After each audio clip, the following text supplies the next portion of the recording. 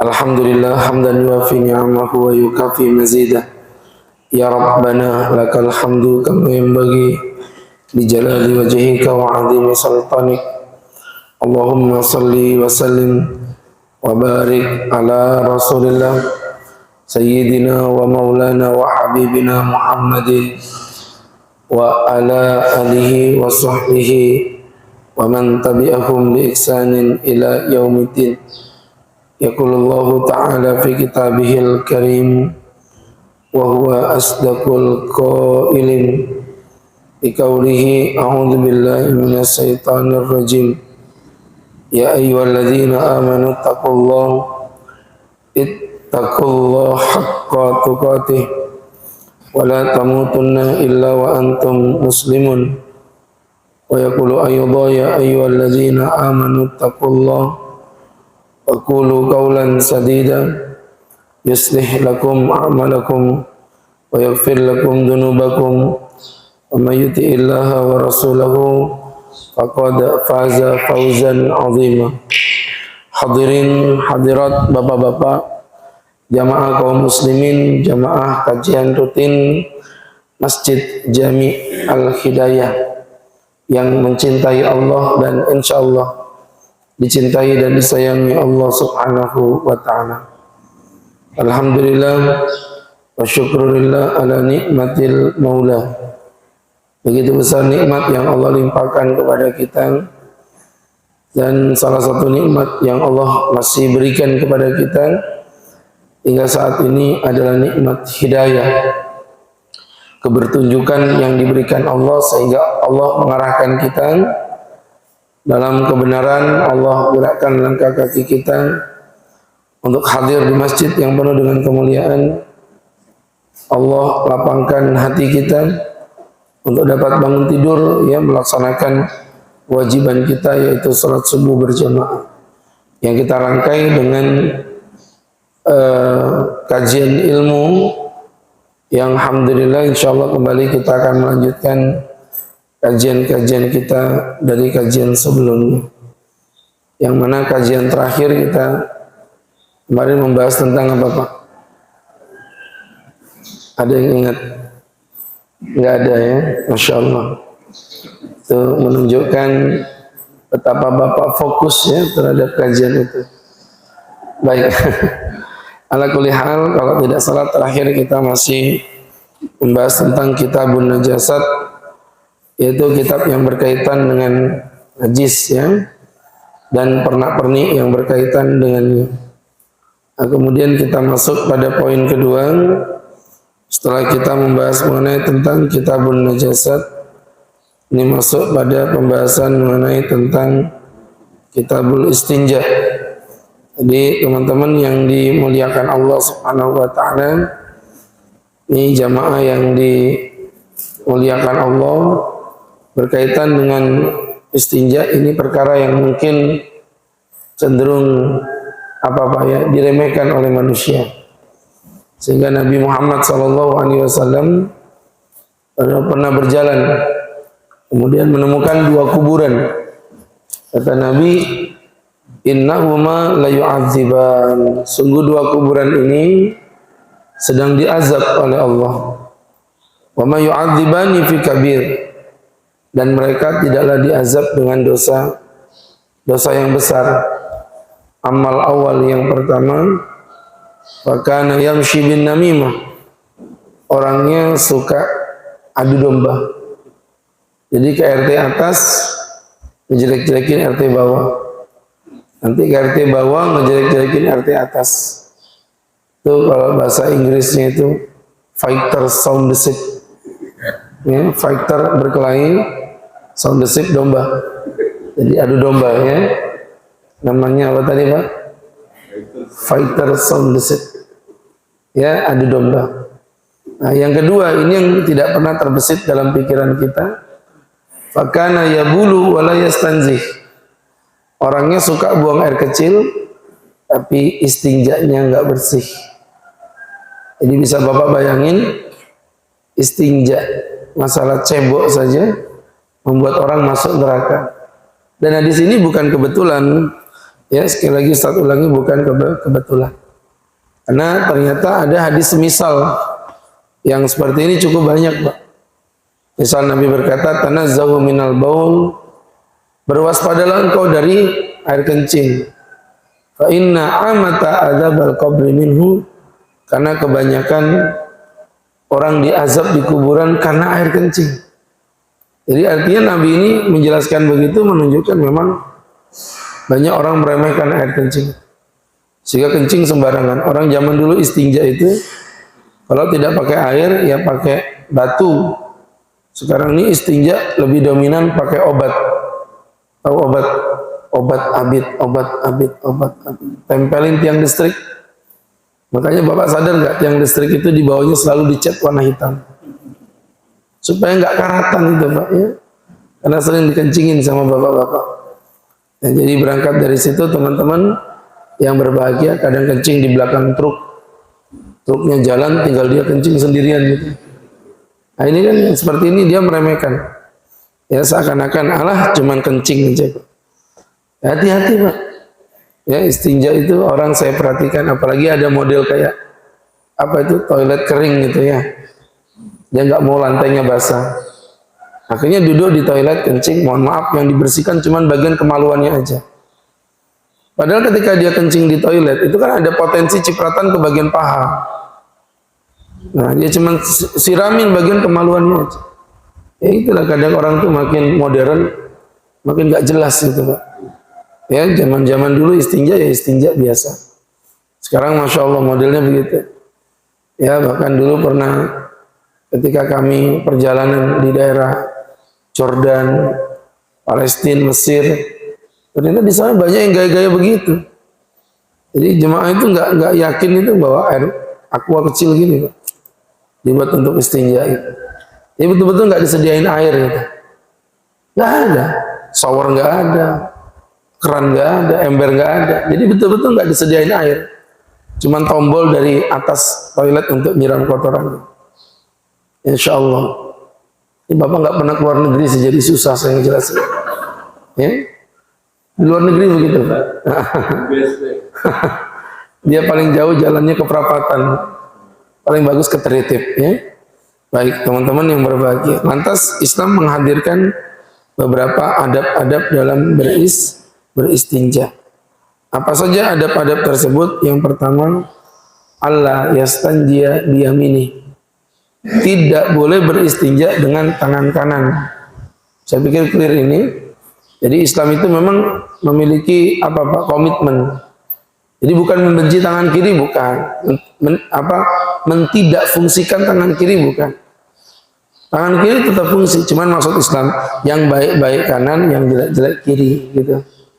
Contoh, misalnya makan itu baik apa jelek? Baik, makanya pakai tangan kanan, gitu loh Pak. Istinja itu jelek, makanya pakai tangan kiri. Masuk masjid baik apa jelek? Masuk masjid baik apa jelek, kok mikir itu Pak? Kebanyakan makan kambing begitu, ya. Masuk masjid itu baik, makanya kaki kanan. Ya kan, masuk toilet jelek, makanya kaki kiri. Kalau meludah baik apa jelek meludah? Bapak saya ludahin beneran loh kalau nggak jawab ya. Pak, meludah baik apa jelek? Jelek. Iya, kotoran. Makanya meludah itu ke kiri. Gitu loh Pak, Islam itu ada aturan gitu. Meludah itu ke kiri. Ya baik di dalam masjid, di luar masjid, baik meludah di toilet, di luar toilet, semua meludah itu ke kiri. Kecuali supir. Jangan berani-berani meludah ke kiri, karena pasti akan ditamparin penumpang. Coba aja Bapak ada orang narik Grab itu meludah. Wih, apa ini Pak? Tenang Pak. Ini menjalankan sunnah baginda Rasulullah Sallallahu Alaihi Wasallam. Sunnah kundul mus itu ya. Jadi teman-teman yang berbahagia itu tadi aturannya gitu. Jadi istinja ini tidak boleh menggunakan tangan kanan walaupun kidal. Dan sekali lagi mohon maaf ya bagi yang masih kidal tanpa berniat menghina, Islam tidak menjadikan kidal itu sebagai uzur. Jadi kidal itu bagi Islam bukan penyakit. Kalau penyakit kan uzur. Bagi Islam kidal itu salah pembiasaan. Makanya Nabi pernah marah ketika ada orang minum pakai tangan kiri. Sama Nabi, isyrab biyamini, minum tangan kanan. Orang ini bilang, saya nggak bisa Nabi. Sampai 3 kali. Akhirnya Nabi pergi, perawi bilang, semenjak saat itu orang tersebut tidak bisa menggunakan tangan kanannya. Artinya Nabi marah di situ. Nabi murka. Harusnya ada ikhtiyat. Jadi teman-teman yang kidal dalam proses pembiasaan, oke, kadang-kadang kiri nggak apa-apa. Tapi artinya ke depan terus berupaya sekuat tenaga untuk menggunakan tangan kanan. Ya, saya punya murid itu, masya Allah Pak, mahasiswi saya itu kaligrafinya mohon maaf bagus banget, pakai tangan kiri tadi. Jadi ketika kami bilang pakai tangan kanan deh, nggak bisa Pak Ustaz. Coba dicoba, dia nulis latihan sampai berbulan-bulan itu. Akhirnya alhamdulillah bisa menggunakan tangan kanannya. Itu namanya kidal. Kemudian berikutnya teman-teman yang kedua adalah ayadlak yadahu bil ardi. Menggosokkan tangan kanannya ke atas bumi. Pasti Bapak bingung itu, apa itu Pak Ustaz? Ini dalam hadis yang sahih diriwayatkan oleh Imam Ibn Majah, Nasai, diceritakan dari Abi Hurairah. Karena Nabi SAW idza atal khala, jika Nabi masuk ke dalam toilet, ataituhu bimain. Kata Abu Hurairah, aku membawa seember air. Ya, dalam ember itu kemudian fastanja, Nabi beristinja. Tsumma masaha yadahu alal ardi. Kemudian Nabi menggosokkan tangannya di atas tanah seperti ini. Nah, mesti Bapak berpikir, apa itu Pak Ustaz? Menggosokkan tangan di atas tanah itu fungsinya menghilangkan bau. Nah, kalau bahasa kita menggunakan sabun cair. Makanya jauh sebelum ada COVID-an itu, sudah kami sampaikan kepada para jemaah di masjid-masjid. Saya ingat itu tahun 2010 atau 2011. Saya diundang pengajian di DMI, Dewan Masjid Indonesia Balikpapan. Saya sampaikan bahwa masjid itu mesti punya sabun-sabun cair. Iya, masjid itu kan jangan ngerasa kayak nggak punya uang gitu. Belikan sabun cair. Dasar pengurus masjid itu orangnya jujur-jujur, Pak. Disuruh beli sabun cair itu ya cair betulan. Kocok-kocok itu tidak keluar sabun, malah keluar jinnya, Pak. Jadi teman-teman yang berbahagia, kok cair begini sih Pak? Ya kata Pak Ustadz sabun cair. Ya tidak secair ini juga. Sabunnya 2 sendok, airnya 3 ember Pak. Ya. Jadi kan ada beberapa masjid itu. Masjid-masjid yang di komplek-komplek elit sekalipun. Kadang saya kocok tuh Masya Allah. Sampai saya bercandain. Saya itu Pak kalau masuk ke warung restoran, takut kena prank yang mahal-mahal itu. Ya kan kita kadang-kadang nggak tahu tuh masuk restoran, ternyata restorannya tuh mahal. Pernah gitu kan? Bapak nggak pernah makan restoran nggak Pak? Di restoran dulu Pak. Karena kita nggak tahu harganya. Kan ada beberapa restoran tuh yang memang sengaja tidak menulis harga gitu. Nah Bapak saya kasih tahu triknya. Kalau mau tahu ini restoran mahal apa enggak, cuci tangan dulu Pak. Kalau sabunnya kental, itu biasanya mahal gitu. Sabunnya cair itu murah. Nah, sama ke masjid juga begitu. Kalau sabunnya encer gitu, itu pengurusnya nggak punya dana juga kelihatan. Ya, jadi teman-teman, kalau di sini nggak encer, nggak ada sabunnya kok. Ya. Jadi teman-teman yang dirahmati Allah, belikanlah sabun cair itu 1 jerigen itu murah Pak. Kalau kita beli yang besar itu kan. Jadi teman-teman, kenapa sih kok lebay begitu? Loh kok lebay gimana? Bapak tahu nggak sih bab najis? Najis itu nggak cuma ngomongin tentang rasa dan warna, tapi najis itu juga ngomongin tentang bau. Gini loh, tangan saya ini nggak ada warna kotoran Pak, nggak ada rasa kotoran. Kalau dicium bau kotoran itu di Islam najis hukumnya. Gitu loh. Jadi kalau orang datang misalnya mohon maaf istinja, tangannya masih bau kotoran tuh salaman, itu kan nularin penyakit namanya. Dan ini bukan masalah COVID, kita nggak bahas COVID. Demi Allah ini udah saya sampaikan sebelum ada COVID-an itu. Ya, cuci telapak tangan pakai sabun itu sunnahnya Rasulullah. Ya kayak tadi, cuman zaman dulu kan belum ada sabun, makanya pakai pasir. Dan memang fungsi pasir itu menghilangkan bau. Saya 5 tahun di Yaman tuh, yang saya paling suka makan onta. Tapi saya nggak suka baunya. Di telapak tangan kuat, pakai rinso itu nggak hilang bau onta itu. Ternyata diajarin sama teman saya orang Arab tuh ngambil pasir, nah, digosok-gosok begini, ya. Ternyata justru ngilangin baunya. Begitu ya, sehingga berangkat dari situ teman-teman ini sunnah habis istinja menggunakan sabun cair, ya seperti itu. Kemudian berikutnya lagi ayyambut fardahu wa sarawilahu bil ma', menciprati celana setelah istinja dengan menggunakan apa namanya air biasa kita ciprati. Saya kasih contoh Pak ya. Habis istinja pakai sarung ikat bagus, ambil air kemudian dicipratin begini. Itu apalagi Pak Ustaz? Kata Nabi, lidafil waswas, untuk menghilangkan perasaan waswas. Jadi ada setan itu Pak, namanya setan waswas. Ya, alladzi yuwaswisu fi sudurin nas minal jinnati wan nas, yang menggoda hati manusia dari bangsa jin maupun manusia. Jadi dia ngasih kebimbangan di hati. Bapak kan sering kan sholat bimbang, berapa rakaatnya, 2 apa 3, 2 apa 3. Itu kata Nabi, idza syakka ahadukum fis shalah, jika kamu bimbang di dalam sholat, maka kata Nabi, falyakhud bil yakin, ambil yang meyakinkan, wal yutrak bisyubha, buang yang meragukan. 3 sama 4 itu yang meyakinkan berapa? 3. Iya kan? Tuh 2, 3. Buat titik lagi, tuh 2, 3, 4. Yang bisa Bapak lingkari itu di angka berapa? 3 sama 4 itu yang bisa dilingkari angka berapa? Angka 3. Ya Pak? Nah maka ambil yang meyakinkan. Kalau memang itu 3, alhamdulillah. Kalau ternyata itu 4, berarti kan sholat kita jadi berapa ini? Jadi 5. Kata Nabi, fadzalika shadaqatum min rabbikum. Maka itu adalah sedekah yang diberikan oleh Tuhanmu. Nah, jadi gitu ya. Sholatnya 2 apa 4? 2 apa 4 ya? Berarti berapa itu? 2. Tawaf juga begitu, Bapak tawaf. 5 apa 6 ya? 5 apa 6 ya? Berarti 5. Istriku 1 apa 2 ya? 1 apa 2 ya? Berarti berapa? 3 ya. Jadi kalau bisa digabungin semua kenapa enggak gitu kan? Jadi teman-teman yang dirahmati Allah Subhanahu wa ta'ala, artinya berangkat dari situ jamaah yang dimuliakan Allah Subhanahu wa ta'ala, itu namanya menghilangkan was-was. Jadi kan Bapak kalau habis istinja, mohon maaf, di bagian paha itu kan basah.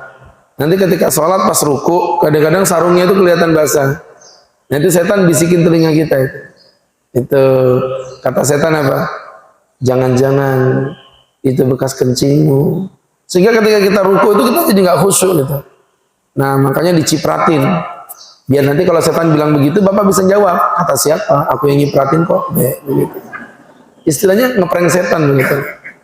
Jadi teman-teman yang dimuliakan Allah Subhanahu wa ta'ala, itu menghilangkan kebimbangan. Ya, menghilangkan kebimbangan. Dulu tuh saya sering lihat orang sholat itu kayak gimana Pak? Kayak kurang yakin. Ya, Allah, Allahu Akbar. Saya pikir itu orang yang imannya tuh kualitas menengah ke atas gitu loh. Ternyata itu orang penyakit malah Pak, penyakit was-was namanya. Dan itu diterapi, itu di ruqyah itu Pak. Itu ada jinnya itu. Ya. Jadi teman-teman, saya pikir dulu orang wudu juga gitu. Nawaitul wudu.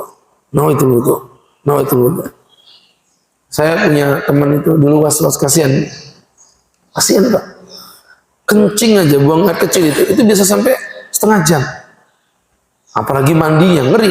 Jadi di asrama itu lucu, ada 5 kamar mandi. Kalau asrama kan ngantri ya. Kamar mandi satu tuh diantriin 3 orang. Yang satu ini tidak ada yang mau ngantri. Kenapa? Ada teman saya tadi itu, si Fulan gitu. Kalau udah di kamar mandi, jangan Bapak tanya. Sampai Bapak pulang kuliah juga belum tentu selesai. Ngeri Pak. Saya pikir orang begitu itu orang yang, imannya level tinggi nih begitu. Ternyata itu orang berpenyakit. Dan orang yang seperti ini adalah orang yang sangat dibenci oleh PDAM. Ya? Jadi teman-teman, karena ngabisin akhirnya. Maka jamaah yang berbahagia, yang dimuliakan Allah itu namanya daful waswas. Kemudian berikutnya mencari tempat yang aman dari tatapan mata manusia. Jadi istinja di luar juga nggak ada masalah. Kayak di perjalanan ke Samarinda misalnya Bapak mau istinja di Bukit Soeharto. Tapi cari tempat yang mata manusia itu nggak bisa melihat Bapak gitu loh. Ini kan enggak, kadang-kadang orang tuh sekenanya aja kencing. Sembarangan gitu di mana aja. Ya, nggak boleh seperti itu. Kemudian berikutnya lagi adamul istihab ma fihi dzikrullah.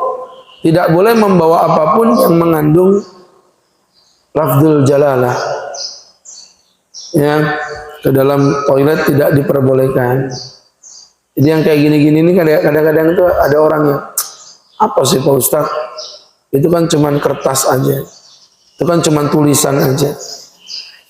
Saya itu malah pernah ceramah Pak, pengajian ibu-ibu itu. Ada ibu-ibu tuh naruh Quran tuh di bawah lantai begini, di bawah lantai gitu. Quran tuh ditaruhnya di bawah lantai begini. Terus saya bilang, mohon maaf ibu, itu Qurannya diangkat pakai apa, meja, bantal, atau ibu taruh di mana? Jangan di lantai. Dia nyeletuk ini, apa sih Tat? Ini loh cuman kertas aja. Quran itu kan yang ada di langit sana. Ini cuman kertas aja. Jawabannya logis. Terus saya bilang, oke, ibu punya orang tua, punya Tat, bapak udah meninggal tapi ada fotonya, ada Tat, kenapa? Boleh nggak saya injek-injek foto bapak? Nggak boleh lah Pak Ustaz. Kenapa diinjek? Ya itu kan cuma kertas aja. Bapakmu kan di kuburan, ya kan? Itu yang namanya beradab dan beretika. Yang dikatakan Allah, dzalika wa man yu'azzim sya'airallah.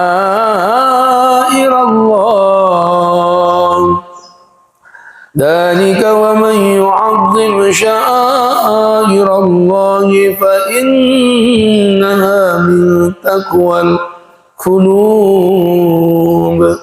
Maka sedemikianlah barang siapa mengagungkan syiar-syiar Allah, maka itu adalah bagian dari ketakwaan hati. Artinya itu syiar, itu simbol. Ya sama aja, bendera merah putih itu kan cuman kain Pak, cuman kain. Tapi karena dia udah nempel jadi simbol negara, merah putih diinjek sama orang Malaysia yang sakit hati se-Indonesia gitu. Itu yang namanya simbol gitu. Dia cuman kain, tapi ketika sudah jadi simbol sudah berbeda. Quran juga cuman kertas, tapi ketika dia udah jadi simbol agama kita, maka orang yang menginjak-injak Quran akan memancing murka semua umat Islam yang mencintai. Gitu, sehingga bapak-bapak yang berbahagia, adab etika itu dijaga. Nah, begitu pula membawa Quran ke dalam toilet tidak diperbolehkan. Tulisan, maka cincin Nabi itu ada tulisan Muhammadun Rasulullah. Bapak tahu bendera ISIS? Tahu bendera ISIS? Iya, saya tahu kampung Bapak ini kampung Pancasila, saya tahu. Saya cuma tanya aja, tahu bendera ISIS? Kok takut banget ngomong? Tahu kan Pak ya? Nah, ada tulisan La ilaha illallah, di bawahnya bundar gitu ya. Ada bundar yang kurang sejajar itu, tulisannya Muhammad, atasnya Rasul, atasnya Allah. Itu sebenarnya cincinnya Nabi Pak. Jadi cincin Nabi itu berlaku sekaligus menjadi khotam. Khotam itu stempel gitu. Jadi bagus juga tuh ditiru sama Pak RT. Mana Pak RT? Sini, Subhanallah. Jadi stempelnya ada di cincinnya. Subhanallah, cincin Nabi ini sakti. Nabi meninggal diwariskan ke Abu Bakar. Abu Bakar meninggal diwariskan ke Umar. Umar meninggal diwariskan ke Utsman. Pada saat Utsman menjadi khalifah, cincin itu terjatuh ke dalam sumur. Setelah jatuh dicari oleh para sahabat. Padahal kan sumur ya, bukan laut, sumur, cuma segini doang, nggak ketemu. Semenjak hilangnya cincin itulah muncul fitnah terbesar, ya, kelompok-kelompok pemberontak sudah mulai muncul menyerang Utsman sehingga Sayyidina Utsman meninggal dunia, terbunuh tanpa diketahui siapa pembunuhnya. Dan ini menjadi awal munculnya fitnah di antara para sahabat di zaman itu. Ini cincin Nabi. Muhammad, atasnya Rasul, atasnya Allah. Itu adab. Harusnya nulis itu dari bawah ke atas apa atas ke bawah? Bapak nggak bisa nulis ya Pak? Enggak, Bapak kalau nulis itu loh, lama-lama nyebelin ya ditanya nggak jawab ya. Jadi nulis itu dari atas ke bawah atau bawah ke atas? Atas ke bawah. Harusnya tulisannya yang paling atas apa? Muhammad, baru Rasul, baru Allah. Tapi saking beretikanya Rasulullah itu, Nabi nggak mau tulisan Allah itu ada di bawahnya. Sama beliau ditulislah Muhammadnya paling bawah, atasnya Rasul, atasnya Allah. Jadi Muhammad utusan Allah, Masya Allah. Itu saking beretikanya beliau. Kita kok malah sama lafzul jalalah, lafaz Allah malah dibuat sesuatu yang hina, nggak bermanfaat, nggak berguna. Jadi teman-teman yang berbahagia, yang dimuliakan Allah Subhanahu wa Ta'ala, itu Pak, berkaitan dengan itu Nabi melarang kita membawa khotam yang ada tulisan Allah. Jadi Nabi tiap kali masuk ke toilet, Nabi buka cincin itu, Nabi masuk. Jadi sekarang yang terbesit di otak Bapak itu adalah bagaimana dengan HP Pak Ustaz, yang ada aplikasi Qurannya. Jadi gini Pak, berkaitan dengan masalah HP atau alat digital, ulama memang berbeda pendapat menjadi dua bagian. Pendapat yang pertama itu mengatakan bahwa HP itu bukan Quran, karena dia bisa beralih fungsi menjadi yang lain. Maka HP bukan Quran, ini pendapat pertama. Pendapat yang kedua mengatakan HP yang ada aplikasi Qurannya itu Quran. Kenapa? Karena dibaca. Beda kalau mohon maaf ya, kalau mohon maaf teman-teman yang berbahagia kaset. Kalau kaset nyata itu bukan Quran, karena tidak bisa dibaca. Quran itu kan artinya dibaca Pak. Quran itu qoro'a, membaca, Quran dibaca. Sesuatu yang dibaca itu isim masdar, namanya Quran gitu. Jadi selama bisa dibaca, ya itu namanya Quran. Masa Anda mengingkari kalau tulisan, mohon maaf ya teman-teman, seperti ini masa nggak percaya kalau Quran, sampai susunan katanya pun sama dengan Quran yang asli. Berarti ini Quran. Itu pendapat yang kedua. Nah Ustadz ikut pendapat yang mana? Kalau saya Pak, mohon maaf, saya lebih mengikuti pendapat yang ketiga. Begitu ya. Jadi saya cukup jelas itu dari situ. Teman-teman lebih mengikuti pendapat yang ketiga. Wallahu a'lam bishawab. Baik. Berikutnya kita lanjutkan. Enggak, muka Bapak itu enggak ada yang bertanya gitu, kayak muka-muka anteng gitu. Ya sudah. Ngapain juga saya ngejelasin? Enggak, kalau Bapak mau dijelasin, saya jelasin ini. Enggak bisa, udah telat itu kan tadi. Bapak udah nggak ngasih daging kurban, pakai minta jelasin gitu. Baik. Jadi teman-teman, kemarin itu ada yang datang. Dari mana itu bawa daging kurban? Dari BDS. Alhamdulillah akhirnya ngirim juga. BDS berapa? 1. Oh, pantesan. 2 memang belum pernah ngirim. Makanya saya sempat shock itu sampai netes air mata teman-teman. Nah, jadi teman-teman yang berbahagia, saya itu bukan apa-apa Pak. Jadi nggak yakin di sini ada kurban. Sebelum ada daging yang nyampe ke Karangjati. Jadi teman-teman yang berbahagia, yang dirahmati Allah Subhanahu wa Ta'ala. Kembali ke laptop. Jadi itu tadi Pak ya. Saya mengikuti pendapat yang keberapa tadi? Nah, itu sudah tahu ya kan? Alhamdulillah. Nah, sekarang pertanyaan yang ketiga itu apa? Yang ketiga itu tergantung. Kalau dalam kondisi standby Al-Quran, yang kayak tadi HP Ustaz, ya kan? Dalam kondisi seperti ini, berarti dia mengambil hukum Quran. Saat yang saya pegang ini Quran ini. Tapi kalau saya off kan, misalnya dalam kondisi seperti ini, berarti ini bukan Quran. Paham ya? Kenapa bisa begitu? Jadi fikih itu nggak semuanya pakai dalil Al-Quran dan hadis. Ketika itu masalah kontemporer, menggunakan dalil akli, dalil logika. Secara fikih ada logikanya. Mensejajarkan kedudukan barang digital itu seperti mobil truk. Ya Pak, ada truk. Bapak, kalau saya mau pindahan rumah ini misalnya, saya mau pindahan rumah, bawa truk gitu kan, isinya ya di dalam itu ada album, foto, ada buku-buku, ada kalkulator, ada macam-macam lah, semuanya ada. Termasuk di dalam mobil truk saya tadi itu ada Quran. Saya mau tanya, apakah truk tadi itu memiliki hukum Quran? Hah? Tidak. Tapi kalau saya berhenti kemudian saya ambil Qurannya, apakah ini hukum Quran? Quran. Ini HP saya ini Pak, lebih gede daripada truk. Apalagi tab yang saya pegang ini Ini ada 1000 lebih kitab, yang satu filenya aja wujud nyatanya itu kitabnya bisa segini, Pak. Contoh kitab Majmu' misalnya, itu di sini wujudnya paling cuma 1, 2, 3 file aja. Ada misalnya kitab apa namanya Majmu' Fatawa Syekh Ibn Taimiyah, itu tebalnya segini. Jadi kalau diwujudin nyata, yang saya pegang tab ini jauh lebih mengerikan daripada truk. Maka kalau Ustaz memegang tab ini, tidak bisa disebut memegang Quran. Tapi ketika Qurannya di standby kan, maka pada saat itu mengambil hukum Al-Quran.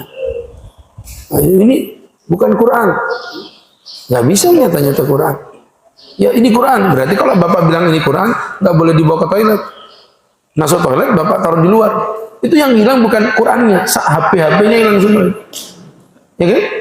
Sehingga berangkat dari situ, jamaah yang berbahagia yang dimuliakan Allah, tidak boleh membawa apapun yang mengandung Al-Quran. Kemudian berikutnya membaca basmalah dan ta'awud ketika masuk ke dalam toilet. Jadi ta'awud itu yang sering kita baca itu, Allahumma, masuk toilet, Allahumma barik lana fima razaqtana wa qina adzabannar. Makan itu Pak ya. Gimana? Orang doa masuk toilet nggak tahu. Allahumma ini a'udzubika minal khubuthi wal khaba'is. Itu doanya. Nah, jangan lupa baca basmalah untuk menutup mata setan dari aurat kita. Kan ada itu ibu-ibu yang kalau mandi tidak mau telanjang bulat, pakai kain tapih, tilasan. Saya bilang kenapa? Supaya nggak dilihat jin Pak Ustaz. Kalau tidak mau dilihat jin, baca bismillah, bukan bertapih. Bismillah, gitu aja. Masuk ke dalam toilet, satara ma baina aurati bani Adam wal jin, idza dakhala ahadukumul khala ayaqula bismillah, kata Nabi. Cukup baca bismillah, jin udah nggak bisa ngelihat. Kau udah baca bismillah, ternyata masih ada jin yang bisa melihat. Itu jin berkepala hitam. Itu jangan dibacakan ayat kursi, nggak mempan itu. Lempar saat kursi-kursinya itu. Jadi gitu jamaah yang berbahagia, yang dirahmati Allah. Kemudian jamaah yang dirahmati Allah Subhanahu wa taala adalah mendahulukan kaki kiri ketika masuk dan kaki kanan ketika keluar. Tadi udah dijelasin ya. Kemudian berikutnya tidak boleh menghadap kiblat atau membelakanginya. Ya, jadi menghadap kiblat atau membelakanginya tidak diperbolehkan. Walaupun memang dalam mazhab Syafi'i itu disyaratkan kalau di luar. Kalau dalam toilet kata Syafi'i tidak mengapa, mau ke depan mau menghadap ke belakang nggak ada masalah. Tetapi karena ada yang tetap mengharamkan, jadi menurut Ustadz wallahu a'lam bishawab ya, lebih afdal, lebih berhati-hati, mau di dalam toilet, di luar toilet tetap posisi tidak menghadap kiblat. Itu mazhab Imam Abu Hanifah maupun Al-Imam Ahmad bin Hanbal. Imam Syafi'i kasih beda, kalau di dalam ruangan nggak apa-apa, di luar nggak boleh. Tapi ambil yang aman aja, nggak usah menghadap kiblat, baik di dalam maupun di luar. Tuh ya. Kemudian berikutnya lagi teman-teman menghindari berbicara di dalam toilet, nggak boleh ngobrol dalam toilet, walaupun telepon, telepon, ini salah. Kemudian lagi tidak boleh buang air kecil di tempat jalan raya atau tempat berkumpulnya orang, seperti terminal, seperti apa itu Pak, di tempat-tempat umum lah, kayak Taman 3 Generasi itu.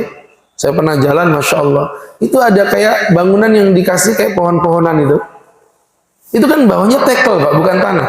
Kok tega-teganya ada yang kencing di situ? Kencingnya itu ngendap di situ. Makanya kata Nabi, ittaqul la'anain, takutlah engkau, janganlah menjadi orang yang terlaknat, kata Nabi. Siapa yang terlaknat itu ya Rasul? Kata Nabi ada 2. Yang pertama orang yang kencing di jalan raya, dan yang kedua orang yang kencing di tempat-tempat umum. Kenapa menjadi orang terlaknat? Karena setiap orang yang merasakan kesakitan dengan baunya, dia akan melaknat. Oh kurang ajar kencing di sini. Tak sumpahin burungmu tidak bisa berdiri baru tahu rasa. Ya memang dari dulu nggak bisa berdiri itu Pak. Ya. Jadi teman-teman yang dirahmati Allah Subhanahu wa taala. Itu Pak ya, na'udzubillahi min dzalik.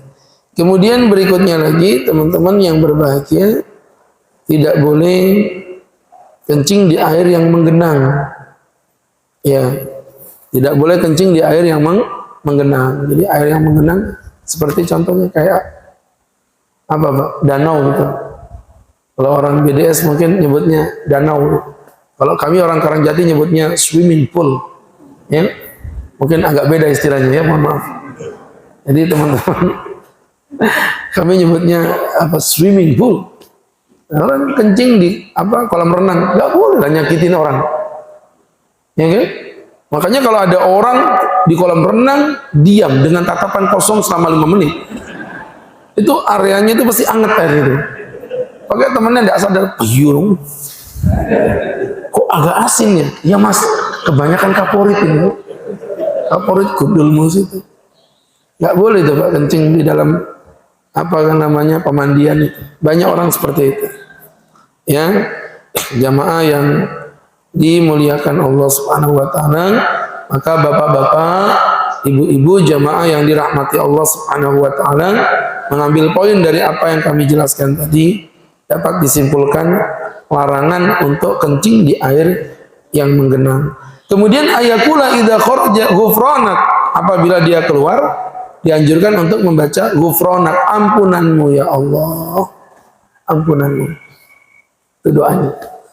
Dulu saya pernah ngobrol sama guru saya, Ustaz, kalau saya keluar dari lokalisasi, terus saya ngomong gini, ampunanmu ya Allah, itu wajar. Saya keluar dari diskotik itu, ampunanmu ya Allah, itu masuk akal. Ya keluar dari toilet itu ampunanmu. Emang dosa saya di toilet apa? Perhatikan jawaban guru saya tadi. Kata beliau gini, nah, Nabi Muhammad itu seumur hidupnya dari pagi sampai ketemu malam beliau berzikir terus. Kapan Nabi tidak berzikir? Cuman ketika beliau di toilet. Atas tidak berzikir itulah Nabi Muhammad merasa berdosa. Ya Allah, lah kalau Nabi tidak berzikir gara-gara masuk toilet aja minta ampun, lah kita ini tidak pernah berzikir tiap hari. Berarti kita ini kayak di toilet terus Pak rasanya Pak. Ya, na'udzubillah min dzalik. Kan berangkat dari situ, teman-teman yang dimuliakan Allah, termasuk yang bagi-bagi minuman yang belum selesai dari tadi, yang dirahmati Allah Subhanahu wa taala. Ya, ini kalau kita ambil hikmah, kesimpulannya adab etika istinja itu diangkat oleh Nabi sampai sedemikian sempurna. Tentu ini adalah ajaran yang berasal dari Allah Subhanahu wa taala. Baik jamaah, tidak memperpanjang dan tidak memperlebar, kita cukupi sampai di sini. Tafadhol jika ada yang mau ditanyakan. Silakan.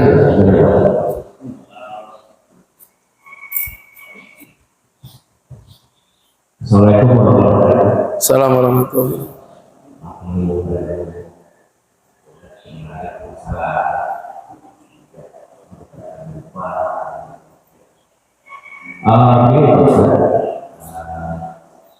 Mohon maaf kita kan ngerti ada yang bolehnya yang bagus. Nah kalau kita mungkin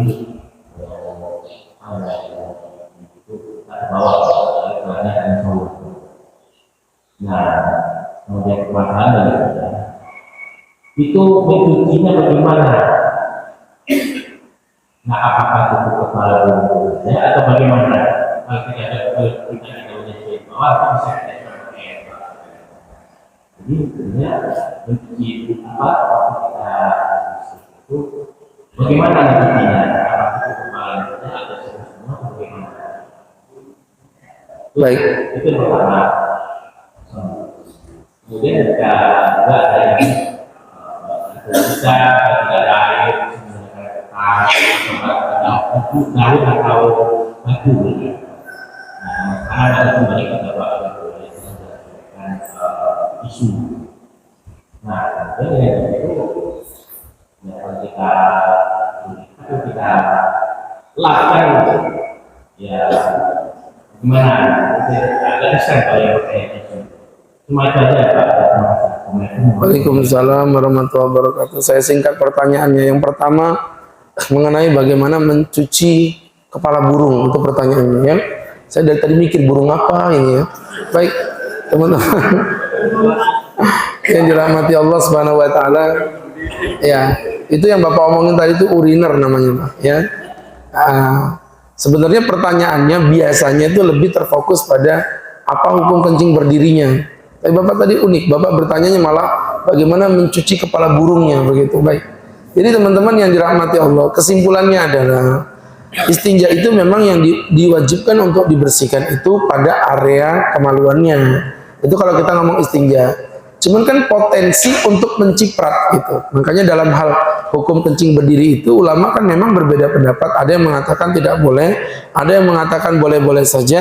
Tetapi pendapat yang rojih, yang Ustadz ikuti itu pendapat yang ketiga. Gitu, jelas ya? Hah? Oh belum, tumben jawabnya. Jadi pendapat yang ketiga itu adalah apabila Bapak kencing di tempat posisi berdiri yang kemungkinan memantul, nggak boleh. Tapi kalau posisi berdiri yang aman maka tidak mengapa. Itu yang disampaikan Imam Malik. Kenapa saya jelaskan begini? Ini berkaitan dengan jawaban tadi itu. Kalau Bapak kencing berdiri di uriner yang aman, aman itu gimana? Dikasih mika dia tuh. Ada letter V-nya itu, ada mika begitu, ya. Yang kayak di bandara itu loh. Nggak pernah keluar negeri ini kayaknya. Jadi teman-teman, itu kok posisi begitu, Bapak siram kemaluannya, nggak apa-apa. Ya, jangankan kepalanya, sak badan, sak kaki-kakinya juga nggak apa-apa. Tuh ya. Jadi teman-teman yang berbahagia dimuliakan Allah nggak masalah. Kenapa? Karena posisi paha udah pasti aman dari ciprat. Yang jadi problem itu kalau urinernya nggak aman. Bapak kencing, nyiprat ke paha, terus Bapak siram kepala kemaluan aja, ya najis Pak. Ya kayak tadi yang kita bahas tadi itu loh, masalah toilet kering tadi. Ya, sehingga berangkat dari situ upayakan menghindari toilet-toilet yang memang mohon maaf tidak safety ya. Menghindari seperti itu jauh lebih afdal. Tapi apabila memang betul-betul tidak ada pilihan, ya betul-betul tidak ada pilihan, ya mohon maaf gunakan dengan cara yang sangat berhati-hati. Mohon maaf kalau bisa kemaluannya direndahkan, dipaskan di bagian paling bawah. Jangan Bapak dari atas tembak, terus pasti mantul gini pasti. Ya. Nah itu cara Bapak untuk mengakalinya agar pahanya tidak tersiram air. Karena kalau udah kayak gitu pasti pahanya kena Pak. Nggak mungkin, mustahil enggak itu. Ya maka trik dan tipsnya monggo Bapak praktekkan. Tapi yang jelas mengupayakan tidak kencing menggunakan uriner yang tidak safety. Kalau yang safety nggak ada masalah. Di beberapa masjid itu untuk menghemat tempat pakai uriner begitu, nggak ada masalah. Dikasih mika untuk letter V begitu. Kemudian tadi yang kedua mengenai tentang apa tadi? Pucuknya aja, pucuk satu kata aja. Apa? Tisu. Ya sudah. Jadi teman-teman yang berbahagia mengenai tentang tisu, di Islam itu istinja boleh menggunakan batu. Jadi batu itu dikiaskan Pak, ada 3 sisi. Yang pertama jamidan keras, yang kedua qoli'an memiliki serat, yang ketiga ghairu muhtaram tidak mulia. Selama memiliki 3 karakter ini boleh. Yang pertama keras, tisunya harus keras. Berarti tisu itu ada tisu toilet itu yang keras. Kalau tisu biasa dimek-mek begini keras juga, nggak ada masalah. Jadi nggak boleh istinja dengan yang lembek. Istinja pakai jelly, oke jelly drink nggak boleh. Ya? Istinja pakai slime nggak boleh. Keras, qoli memiliki serat. Berarti tisu itu setahu saya berserat. Serat itu gini, ini kotoran, Bapak gini. Terangkat, itu namanya berserat. Yang nggak berserat ini, plastik. Bapak kalau istinja pakai ini bukan ngangkat kotoran, memperlebar masalah ini ya. Seperti itu. Yang ketiga adalah tidak mulia, tidak ada lafaz Allah. Tidak boleh ada lafaz-lafaz yang dimuliakan. Nggak ada masalah istinja pakai tisu. Selama memenuhi 3 syarat. Begitu. Silakan Pak sambil dicicipi hidangannya. Saya aja belum dikasih kok ya. Ya. Silakan, ada yang udah nggak usah dibahas. Saya melihat aja udah kenyang orang.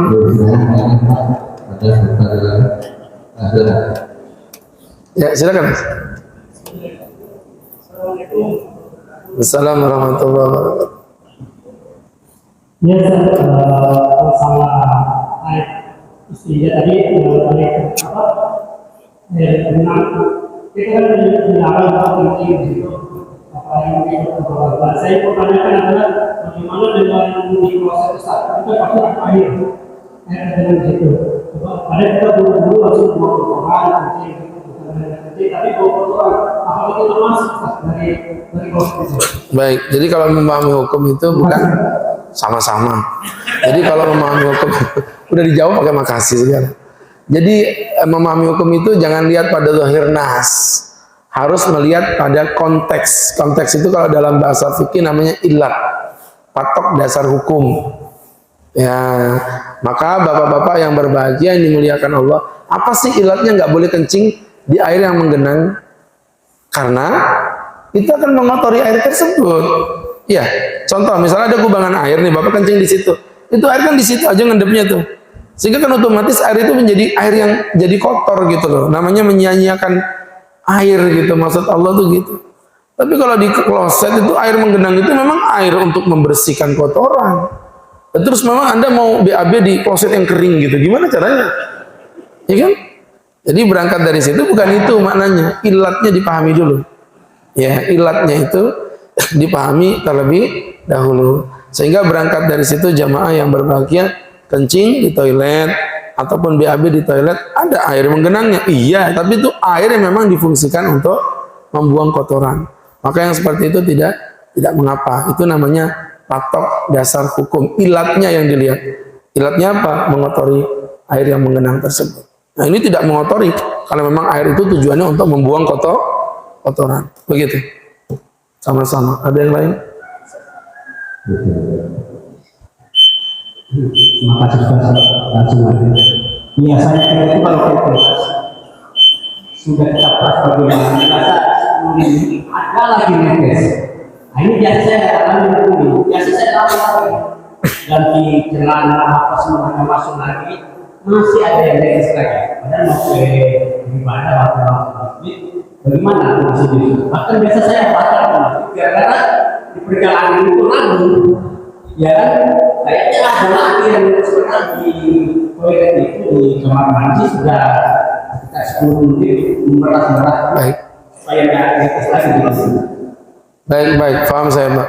Jadi begini teman-teman yang dirahmati Allah Subhanahu wa taala, kita diwajibkan untuk tanazzuh namanya ya. Tanazzuh itu memastikan membersihkan bagian area pipa kemaluannya dengan cara berdehem. Itu diajarkan oleh Nabi. Dehem itu menekan Pak bagian bawah.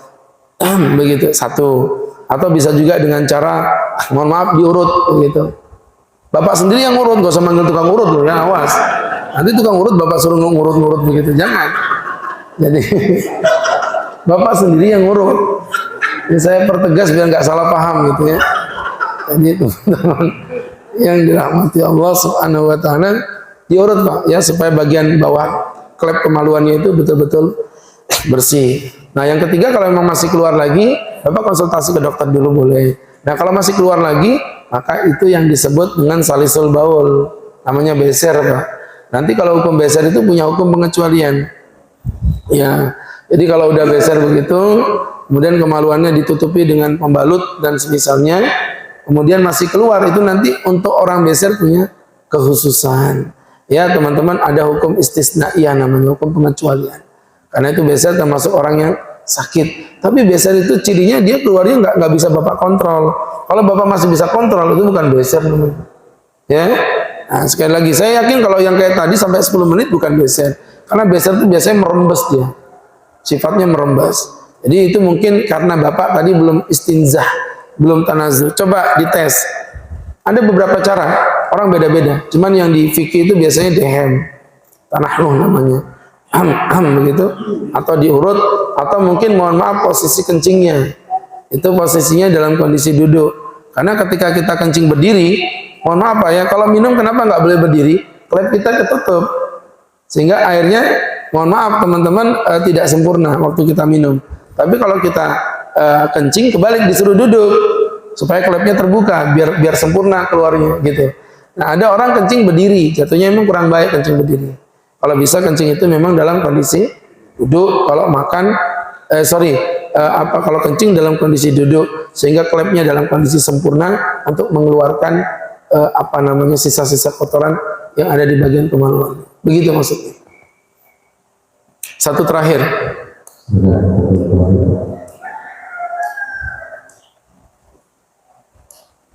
5, 4.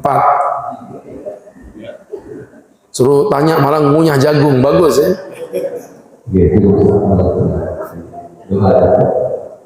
Baik, kita cukupi dengan berdoa kepada Allah. Amin amin alhamdulillah rabbil alamin hamdan wa fi ni'amahu wa yukafi mazidah ya rabbana lakal hamdu kama yanbaghi li jalali wajhika wa 'azimi sultanik Allahumma salli wa sallim wa barik ala rasulika sayyidina Muhammadin fil awwalin wal akhirin wa fi kulli waqtin wa inna fil mala'il a'la ila yaumiddin inna nas'aluka salamatan fid din wa 'afiyatan fil jasad wa ziyadatan fil ilmi wa barakatan fi rizqi wa taubatan qabla al-maut wa rahatan indal maut wa maghfiratan ba'da al-maut hawin alaina fi sakaratil maut wal afa indal hisab wan najata minan nar rabbana atina fid dunya hasanah wa fil akhirati hasanah wa qina adzaban nar wa sallallahu ala sayidina Muhammadin nabiyil ummi wa ala alihi wa sahbihi wa sallam warzuqna lahu mutaba'ati lahu zahiran wa batinan ya arhamar rahimin بفضل سبحانك ربك رب العزة عما يصفون سلام على المرسلين والحمد لله رب العالمين. Terima kasih. Billahi taufik wal hidayah. Assalamualaikum warahmatullahi wabarakatuh.